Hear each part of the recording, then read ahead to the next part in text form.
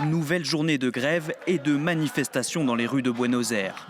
Ce jeudi, quelques milliers de manifestants se sont réunis pour protester contre la loi de modernisation du travail portée par le président ultralibéral Javier Milei.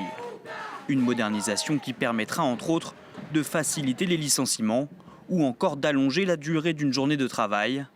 Des mesures qui permettront de créer des emplois selon le gouvernement.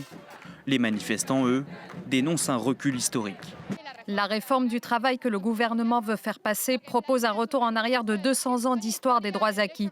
Et nous savons que le moyen de les conserver, c'est l'unité dans la rue.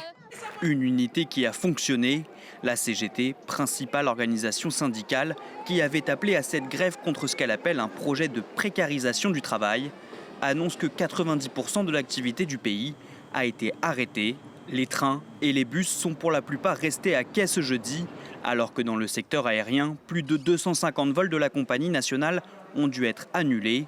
Mais malgré cette mobilisation, le projet de loi a été adopté par les députés argentins. À quoi servent toutes ces lois sur le travail si au bout du compte, le système ne crée pas d'emplois? Quels droits des travailleurs peuvent être protégés par des réglementations qui ne font que pousser les gens hors de l'emploi? Le texte devra repasser par le Sénat pour être définitivement inscrit dans la loi. Une étape que le gouvernement espère franchir d'ici le mois de mars.